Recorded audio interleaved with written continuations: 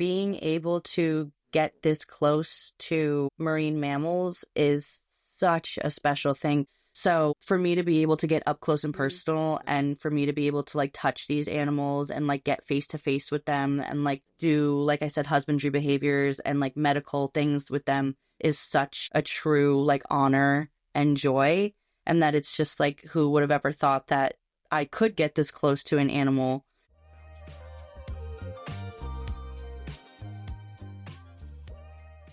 All right. Hello, everybody. This week's guest is one of my longtime best friends, so I'm super excited to introduce her to you all today. Vanessa Daly is a wild animal keeper and trainer based out of New Jersey, but she just accepted, I'm sad about this, she just accepted a new role as an animal trainer down in Florida at the new Ocean Connections facility in Panama City Beach.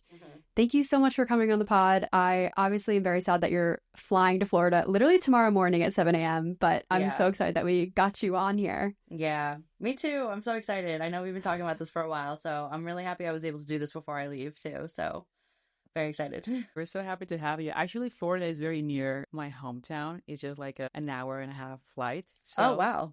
Yeah, that's not bad at all. That's very close. We just fly down. I know. That's like the only perk to like me moving is that like the flights like to nice places are going to be like a lot quicker than being up here. So it'll be cheaper too. We're very happy to have you. So we want to get to know you first. Where did you grow up as a kid? What do you think your career would be? Yeah, so I grew up in Jersey. Actually, Grace and I grew up in the same town together. I wasn't born there, though. I was born in Georgia, and then I made my way up here after a few states.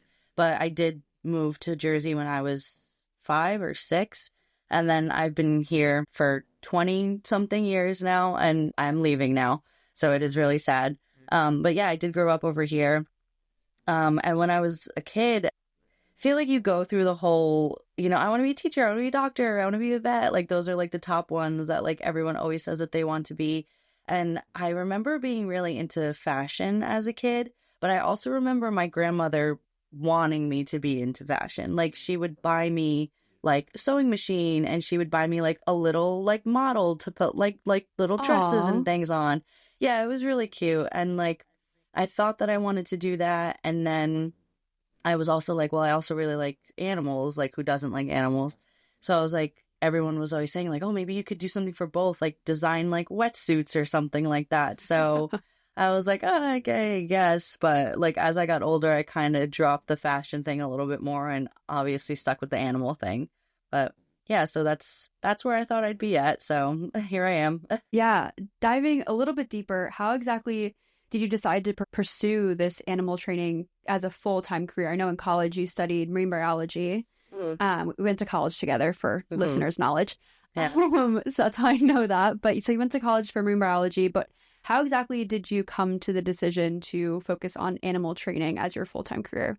Yeah, so actually my degree is in just regular biology, but it is a concentration in ecology and environmental. And I did take a lot of like animal classes. So like I took a marine class, I took a bug class, like I took like a bunch of like different classes like that, which I actually really liked, which sounds like really gross and weird, but like I did end up really liking the bug class. There was a period, if I'm gonna barge in really quick, there was a period where my dad was catching bugs in my house for Vanessa's bug class. He would like pass them off to her. Yeah, I had to capture, I think it was 80 bugs from around the area, 80, I know. And then I had to pin them to like a scientific board. And then I had to find out exactly what bug they were and then label them like scientifically, like how you would see it like in a museum. And that was actually during COVID. If it wasn't during COVID, I think it would have been 120 bugs. But because my professor was like, oh, it's COVID and like, whatever.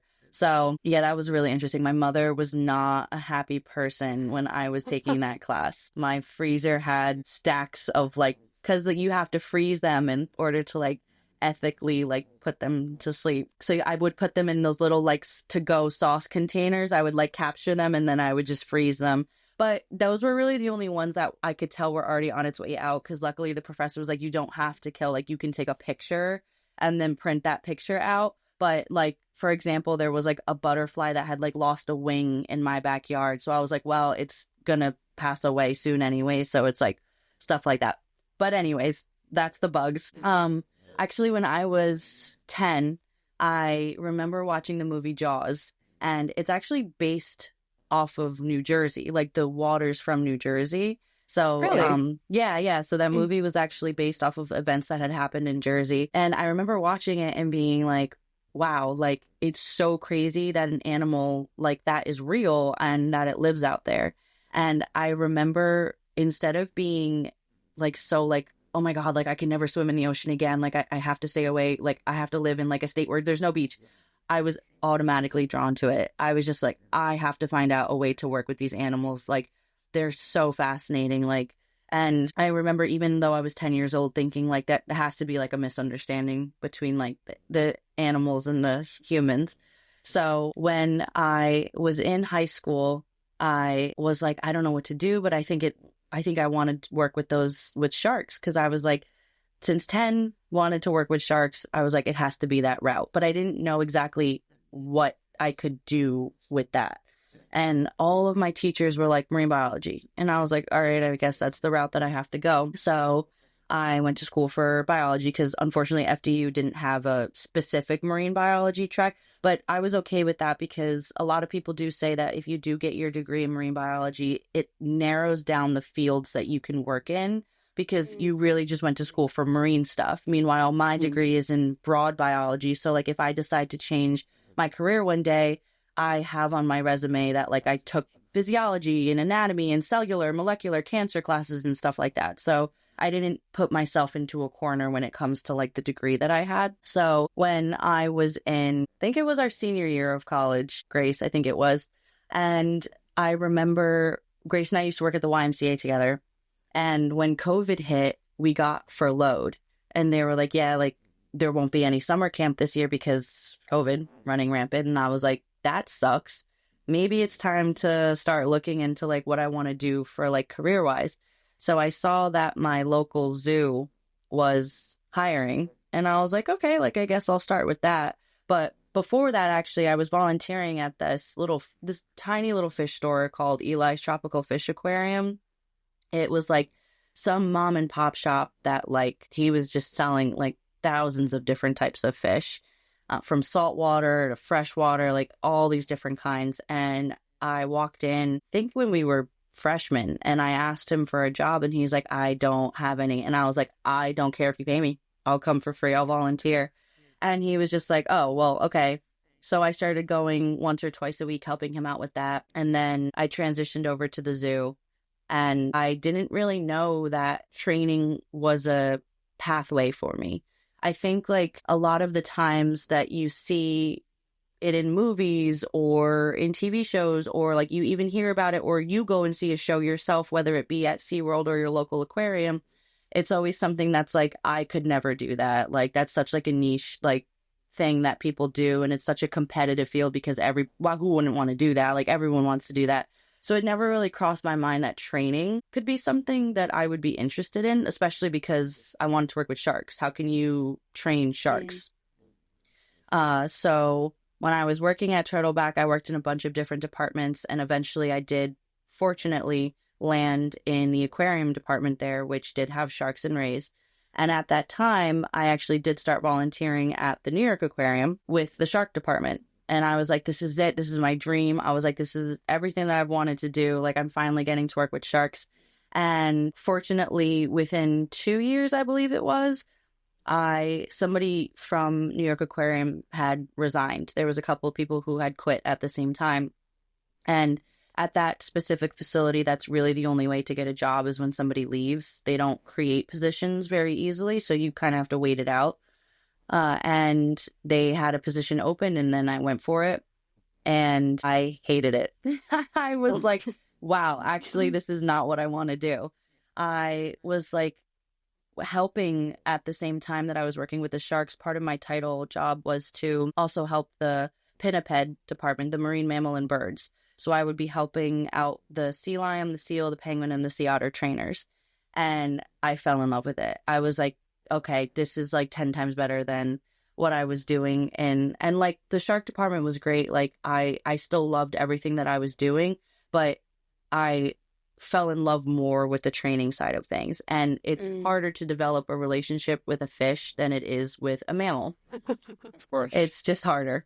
But sharks can still be trained. So I was doing shark and ray training when I was on the shark team, but I realized that I'm a much more relationship-based person, and that like I wanted to form those relationships with those animals and like gain their trust. And it's harder to do with the sharks and the rays than it is to do with the pinnipeds.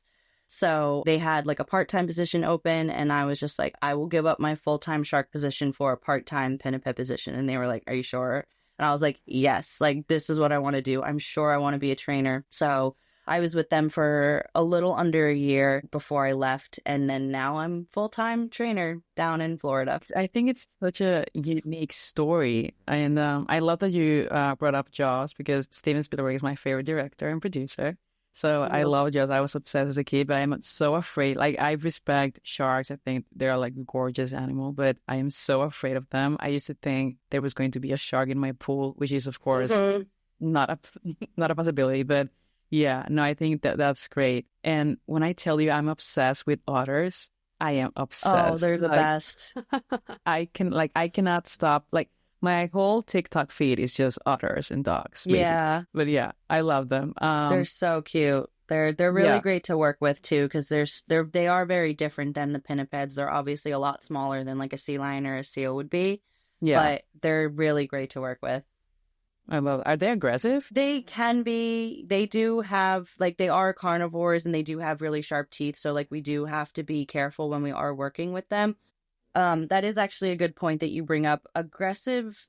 There's no aggressive animals. There's only aggressive behaviors. So we don't like to label the animals with things like that, because it does kind of like anthropomorphize them. Like, you know, we are trained to know what their precursors are going to look like. So for example, in like a sea lion, when they start to become frustrated, they might blow bubbles, they might yawn, they might shake their head. We know that that's them getting frustrated. So if we're doing something that they're getting frustrated with, we're not going to continue to do that and make them more pissed off, if you will.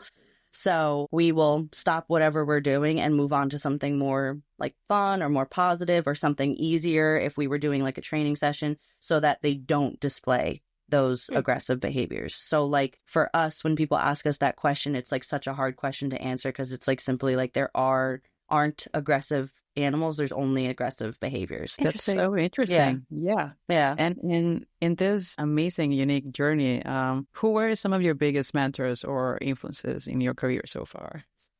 I would say, well, thanks to Jaws. Thank you for that movie. Everyone who was in that movie and whoever directed it. But I would say when I first started working at Turtleback, we had a senior keeper there who, she was the senior keeper for the whole zoo, but more specifically, she was one of the sea lion trainers.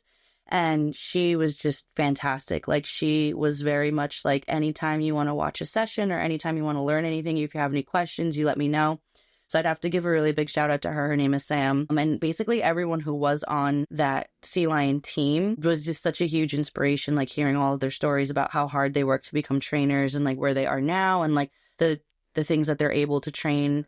And then moving on to New York, like everyone who I've worked with, like on the mammal side of New York Aquarium has also been such a huge inspiration. Mainly like the senior keepers, who are usually the people that have been there a lot longer and have like more experience, and my direct supervisor at New York Aquarium too. So I would say like higher up management people, but a lot of the people that I've met along the way have been huge inspirations. Definitely. It's sometimes the people that you don't even think about that sometimes influence your journey the most. Yeah. Because, like, I didn't even know before I started. Like, I was like, you know, because like I said, my dream was to work with sharks since I was 10. And then when I finally started doing it, I was just like, I don't think this is my dream anymore. Like, unfortunately, which it's like, it happens. And like, I'm fortunate that I was able to find another dream so quickly. But like, it was just so interesting, like meeting all of those people and like hearing their stories and then being like, okay, like I want to be like you. So that's why I went that path. That's awesome. That's why I think it's important to try out things, to explore it, because then how do you know what do you like or you don't like? Yeah, definitely. Especially in your 20s, like that's the time to do it, explore. Yes. Some people get so focused on one goal, as you were talking about, like you had that dream when you were 10, and if you had gotten so focused and they find themselves, 10, 15 years in, and it's like, actually, like, that's actually not what I wanted to do. Yeah, But then you're a little bit more stuck than you would have been exactly. if you figured that out before. Exactly. So, yeah. Okay, this next question, I think I know a little bit of because I came and visited you at the zoo, but can you tell everyone, can you kind of describe a typical day in your job? Yeah, so I wake up really early. The first thing that we do when we go in is animal checks. So before we do anything, before we make food, before we clean, whatever, the first thing we do is count everybody, check to see if there's new marks on anybody, check to see if they're acting different or weird or anything like that, which usually, depending on how many animals you take, can take anywhere between like 5 to like half an hour. Just depends how much animals you have. Yeah, and then the next thing that we'll do is, I always love telling people this part because it's like so insignificant, but it's such like, everyone's always like, I guess I never really thought about that. We can't bring our clothes home with us from work because of cross-contamination. So after we do the animal checks, the first thing that we do is change into our uniforms. So we have like a washer and dryer at work because we're not allowed to go home with our clothes because of zoonotic diseases, which like can carry on to like other people or your pets. I have a dog, like I wouldn't want to give him anything that the animals potentially might have from where I work with. So we get changed and then we will start their food prep, which usually takes a really long time because the animals that we work with can eat anywhere between 5 to 50 pounds of food a day, depending on the animals. So like some animals might eat the 10 pounds, some animals might eat the 50 pounds. It just depends on how big they are and which species they are exactly. So we make all the food, we give them a lot of fish, a lot of fish. It is all restaurant quality. So it's the same fish that you and I would be getting if we went to a restaurant and ordered capelin or herring or squid. So we inspect it, we go through it, we get these like massive flats of fish, we thaw them out, we check it, for any holes, if the eyes are missing, we can't use it because that's not restaurant quality. So it's got to be top notch for them to eat. So we set up all their food for the day. We give them their first feed of the day. They eat anywhere between 3 to 7 times a day, depending on like how many training sessions we do with them or like what is going on throughout the day. But like bare minimum, they get fed at least 3 times a day. Then we'll start to clean after we do their first feed. And cleaning is a huge, huge part of the job. Because think about it, like feeding an animal all of that fish, it's going to come out. So like there's a lot of cleaning to do. And then the rest of the day is really just when we do feed them, that's the time that we do the training sessions with them. And that's the time that we'll maintain behaviors. That's the time we'll practice husbandry behaviors and things like that. And then if you are in a department that does shows, you'll do the shows. And then you just clean up as you go, clean up after them. We have like our weekly tasks, we've got our monthly tasks. Sometimes we have to have meetings about things. The bird flu is running rampant right now, and unfortunately there was a seal that passed away. I think it was in Massachusetts, some zoo in Massachusetts, I believe, that unfortunately passed away from the bird flu. So like we'll have meetings about stuff like that, like what do we do with our animals now that the bird flu is running rampant? So like we have stuff like that, or meetings with our hospital staff. And then we wrap up, we give them their last feeding of the day, their last training session of the day, and clean up everything and change and go home. So I'd say most of it is preparing food and cleaning and training. That's like the top 3 things. Well, I love that. I think these animals are having better meals than I am. And I'm here for that. I am definitely here for that. I love them. Bless them. Yeah. What are some of the most rewarding aspects of your work? I would say the relationship factor of it. I would say like being able to get this close to marine mammals is such a special thing because there's actually a law, the Marine Mammal Protection Act, that states that you actually have to stay 100 yards away from all marine mammals at all times in the U.S. I don't believe that it's other countries, but I know that this law was at least enacted, I believe it was in the 1970s. And like I said, it states that you do have to stay 100 yards away.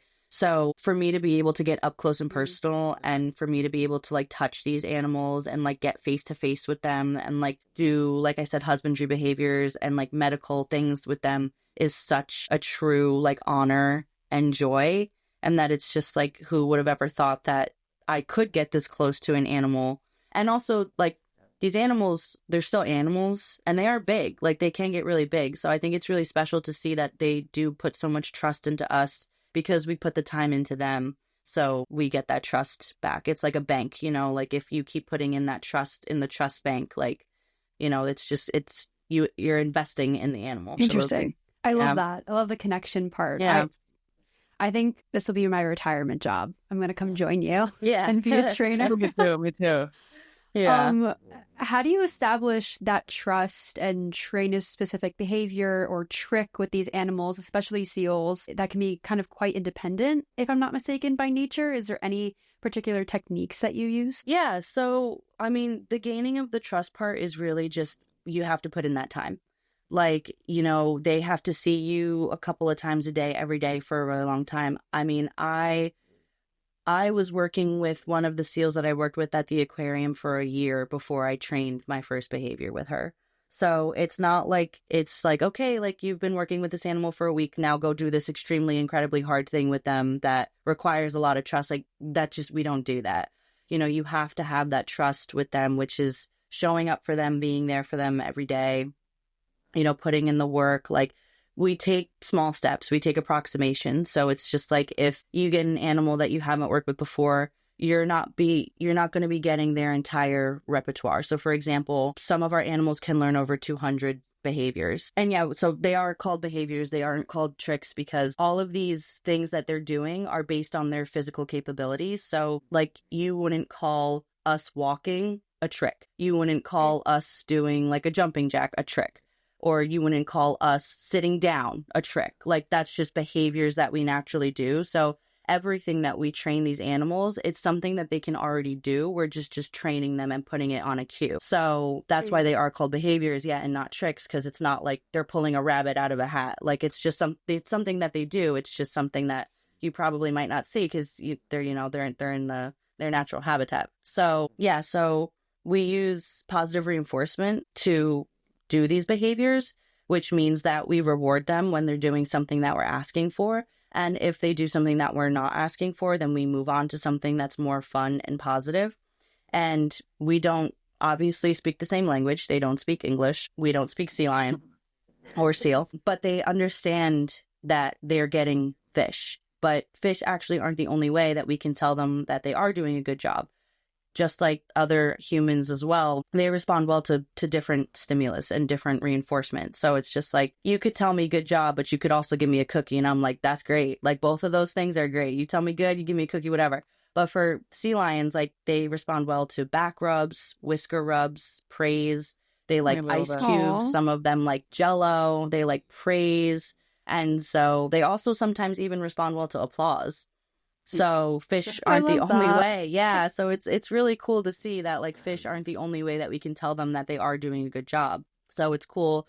You know, sometimes we'll give them like enrichment to tell them that they're doing a good job. But yeah, so it's a lot of work. It's a lot of showing up and having to be there and making sure that you are putting that trust in, and you're also not going too far too fast as well. You know, when you're trying to do these approximations, we work in baby steps. So it's very much like, okay, like day 1, week 1, month 1 is just me working with you and asking you for like 1 to 2 behaviors, like very simple. Like I said, some of the animals know over 200, but like if I'm going to go work on my first day with this animal, I'm not going to begin asking them every single thing that they know. They don't know me. So we try to have people start off with, okay, you're new here. You're only going to be asking for 1 to 2 things for the first like month, and that'll build the trust. And then the next month, okay, we're going to give you a couple more behaviors that you can ask them now. And then so on until you're fully cleared on all the behaviors that animal knows. Interesting. And that kind of restarts, I guess, every time you switch to a new place. So you're moving to Florida. Okay, yeah. So you're going to get a new partner. Yes. So I haven't met any of the animals that I'll be working with. So I'm clean slate starting at this place. So what I'll be bringing with me from my previous facilities is the knowledge, and like I'll know the natural history of the animals, but I won't know the individual animal. So that's good. Like I'm probably not going to be, doing all of those behaviors for a while. Even at New York, there were some animals that even by the time I left, I still wasn't like fully cleared on some of the animals. It takes a really long time. It takes a while. So And that's fine. There's, it's okay. I mean, every Yeah. trainer knows that going into like, okay, like I'm not going to be able to just ask for a backflip right off the bat. Like it's going to take time to build that up. So yeah, I'm really looking forward to establishing and building those trusting relationships with those animals down in Florida. I love that. So you're Yeah. talking about building a trust and a good relationship with animals. So going off our last question, we know that aquariums and zoos sometimes get bad rep in the news. What do you think are the biggest misconceptions, and what would you say to someone concerned for the animals' well-being? Yeah, I think the biggest like misconceptions is that like I feel as if movies and TV shows they just portray them as like bad places where, like we're not feeding them if they don't do something right, or it looks like they're in jail. Like they just don't have like good depictions, I feel like most of the time. And I do think that in terms of like speaking about welfare, I think, I mentioned they get restaurant quality fish. They, which is the same fish that you and I eat if we were to go to a restaurant. We do training sessions with them, which a lot of people ask like how we do that, which I explain like positive reinforcement. If they do something we're looking for, we give them a reward. If they do something we're not looking for, we don't say no. We don't use like negative punishment or anything. We just simply move on to something more fun and positive. So, and training is a really great way to promote curiosity. It promotes play. It helps them partake in their own voluntary health care. Like a lot of our animals are trained to get into a crate so that they can get their blood drawn or stay still for an x-ray. That there's a facility I forget what facility it is, but they do acupuncture on their penguins. So it's like we are giving like state-of-the-art healthcare to these animals as well. And for anybody who has any doubts about that, in their natural habitat, these animals only live, and specifically like sea lions and seals, only live into their teens.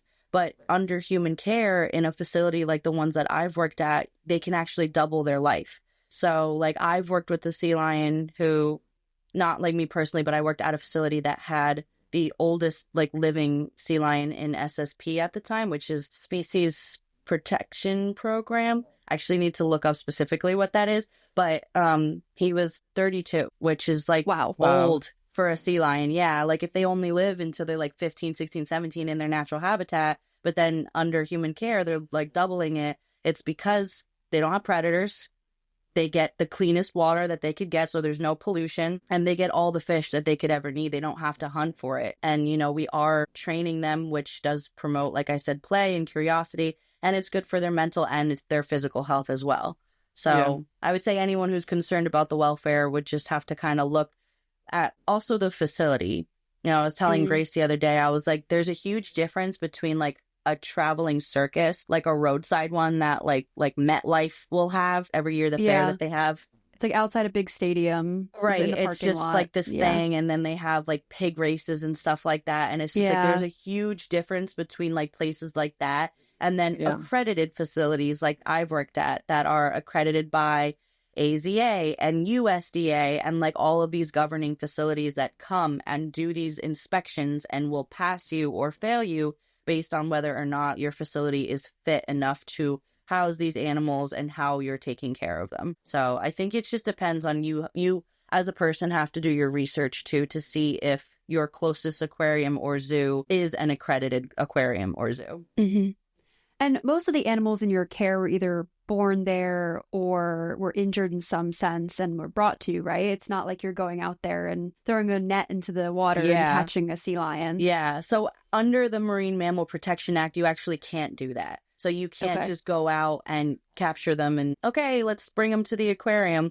So a lot of our sea lions and seals are either born in the facility and they do need their mothers. So it's not like we can like release them back. They need their mothers. So, and at that point they do get so used to humans that we can't release them, or they're deemed non-releasable by Fish and Wildlife because they've stranded and they don't have a mother. So they were found as pups. One of the animals at the aquarium was found under a parked car in California. Aww. So alone, no mother. So there's nothing you can do at that point. If you release that animal back into the wild, it's not great. So they are deemed non-releasable, which means that a facility will take care of them, and then hopefully that will be their forever home. And then they go from there. But sometimes the animal will move different facilities, just depending on like the facility's needs. But if they are deemed non-releasable, it means they are non-releasable. You can't release them back. So a lot of the animals that we do have, like you said, are either non-releasable or they were born under human care. Interesting. Yeah. That must feel super rewarding, I would figure, to be working with an animal that just physically can't live on its own, and you're kind of, it's connection. Like it needs you to survive almost. If you put it out there in the wild, just wouldn't survive. Yeah. Could you kind of share kind of a story with our audience that stands out to you with your time in this field? Yeah, so it definitely is rewarding. There is a big talk in the field right now about how much we actually hands-on should we be? Should we be as hands-on as possible? Should we try to not be hands-on at all and just give them their basic needs? So, there's like the facility that I work at, we do work really hands-on with them. But at a conference last year, somebody did bring up like, okay, but like, should we start to like pull back a little bit and like only give them the basic things that they need for survival? So it's like an interesting conversation to have, because a lot of people do have like different views on it. But I would say in terms of like the most rewarding thing, I would say there was the first time that I trained my first behavior was really rewarding. We tell people a lot, like as trainers, that we are the ones teaching the animals, but they also teach us. And I was like, what does that mean? Like, how could they teach me too? Like, how is that possible? But it wasn't until I trained my first behavior that I was like, I get it now. And that's because I was training a behavior with a seal called a flex, where they basically just bend their head completely backwards and touch their backs. They actually lack collarbones, so they're really flexible. So they can basically bend themselves in half and like they're completely fine. So so they're very bendy. So I was training this behavior, and every time I was beginning to train this behavior, every time I was doing the approximations and the baby steps and everything like that, I was standing on the seal's left side. And then one day I brought her to a different area, and I was just like, okay, I'm going to continue the training. And I asked for it in front of her, and she was like, and then I was like, okay, well, like, why aren't you, like, we've been doing this for weeks. Like, how come she's not doing it? And then I was just like, let me just try again. Like, maybe she didn't see my hand. Maybe she didn't hear me. So I was like, flex right in front of her, and she didn't do anything. She just like looked at me, and I was like, that's so weird. I was just like, we've been literally going over this for weeks. I was like, I don't understand why she's confused. And then I moved on to something more fun and more positive. I was like, I'm not going to keep doing this because she's not understanding, so I'm not going to harp on that. So I finished the training session, and then I was like, what happened? I was like, we've been going over this for weeks. She was finally starting to get it, and now she's not. And I was like, it's probably because I wasn't standing on her left side.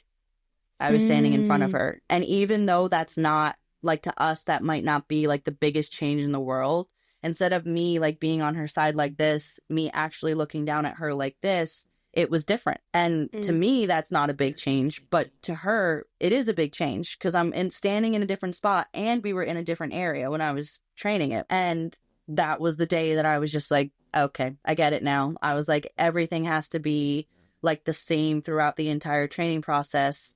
And, once they really do have it down packed is when we can start to move on to different areas or different positions in front of them or on the other side of them. So I would say that was probably the most rewarding thing, because that was the first time that, well, one, I trained my first behavior, and two, I learned like that's how they teach us as well. I love that. I love how they set like their own terms, and you guys respect their boundaries. I think that's wonderful. Big time. Yeah, we'll never not respect a boundary. Yeah, no, absolutely. So did you face any particular challenges early in your career as a woman in the animal training industry? Not particularly. There's been times along the way. I worked in a water quality section, and that was heavily male dominated.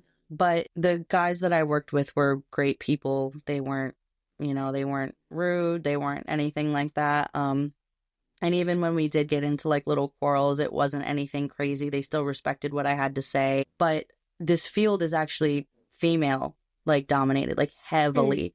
Like, as you know, there has been one, maybe two guys that have had like full-time positions that I've like worked with. Like, everyone else has been a woman. And so I haven't had too much trouble because it is a woman field, which does make it a little bit easier. But it wasn't always that way. I do think it used to be a lot more male dominated, but I just think over the years, like, it has become more of a female thing, especially because it is really relationship based. And I do think that like women have a little bit of an easier time with that concept.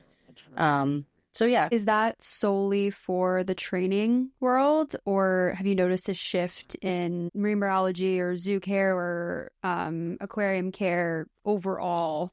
Or is only training more women? Do you understand the question? Yeah, I think like I've really only been at two facilities that have had like training sections. So I don't think that I can speak on it as a whole. I will say that at the two facilities that I've worked with, the trainers have all been women. I have not seen a male trainer. I know they're out there. I have like seen them at other facilities. Like, I did just go to SeaWorld San Diego a few weeks ago, and I did see male trainers there, but I haven't worked with any at the two facilities that I've been at. And so I do think that there are less of them, but I do think it just depends on the facility that you're at too, and how many trainers. Like, for example, at the show side of New York, they only have 3 trainers. So it's like, the less people you have, like, you know, obviously if you're going to have a facility where there's 20 trainers, like, you're going to have more of an opportunity for the a ratio guy might be to different. be there. Exactly. Yeah. But the places that I've worked at, the trainers have all been like, it's been like a small group. So they have all been women. If they opened it up to more positions, then maybe men would come. I'm not too sure. But I just know that at the two places that I worked at, it has been very female dominated. Interesting. That's interesting. Yeah. I feel like if my 5-year-old self would have listened to this episode, I would be like, I want to do what Vanessa's doing. Like, I need to follow her footsteps. So what advice do you have for young women who want to follow in your footsteps and pursue careers in animal training or other marine-focused careers? Yeah, I would say don't get discouraged, because getting a degree in biology was not easy. And because I had to do biology as a whole, I did have to take like the cell and the molecular and all of those other classes. And I sucked at them. I was so bad at those classes. But that's because I didn't care about them. Like, that's not what I wanted to do. So I was so like, oh, this is so boring. I hate it. But I got the degree. I would say volunteering and interning is huge in this field. Huge. I had no idea. And I did volunteer for like 2.5 years with the shark team at New York before I got that full-time position. But volunteering and interning is huge. So like, I would say like, while you're in college, look for those internships. It is really hard, this field too, because I was fortunate enough to be close to a zoo growing up. So it's like my first job at a zoo, I drove 15 minutes to get there, but not everybody is that close to a zoo or an aquarium.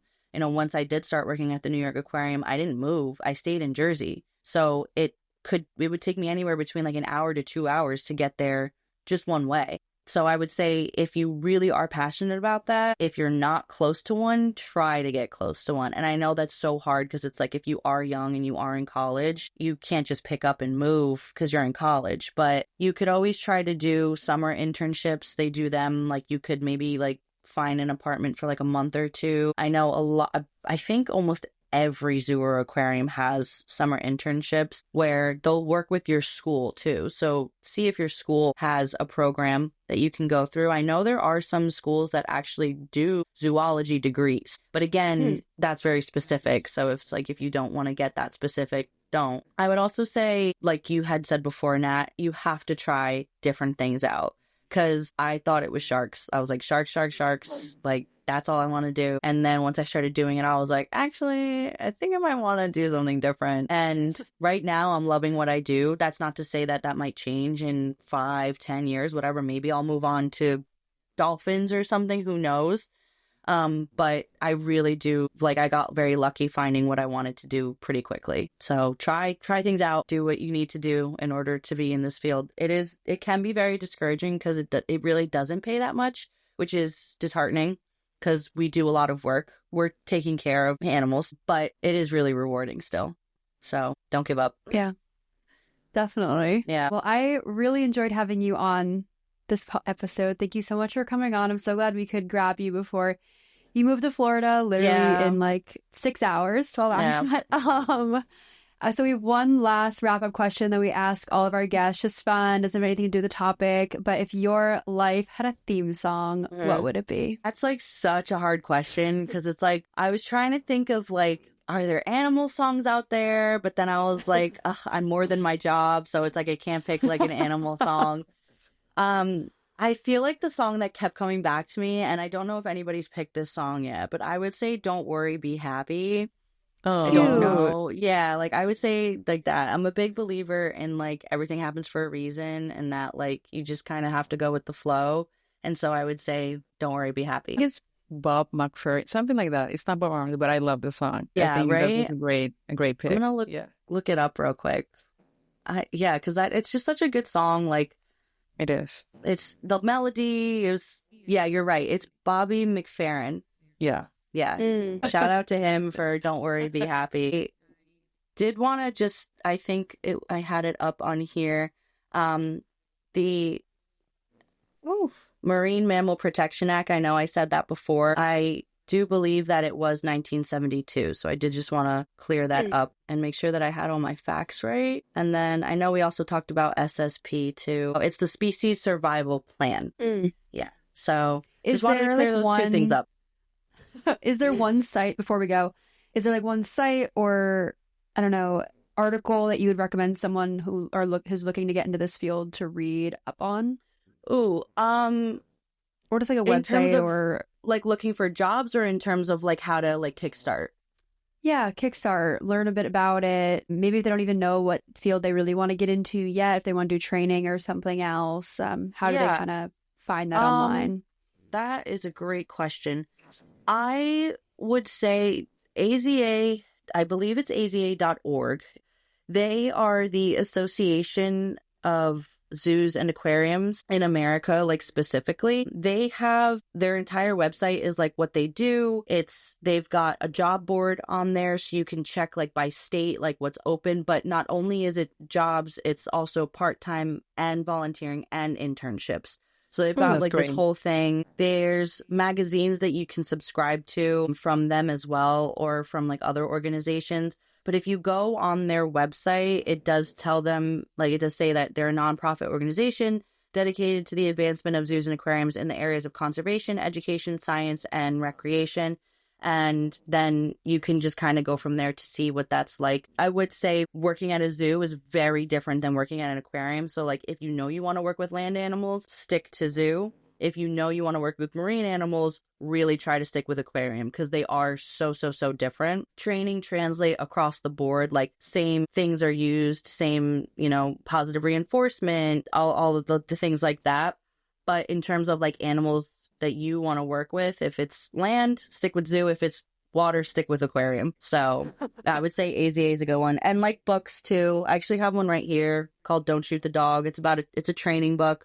It's really quick and short, but it basically teaches you how to train not only animals, but not that we aren't animals, but also people, how to train people too. So interesting. Yeah, I would say those two are really good resources. Great. Perfect. Yeah.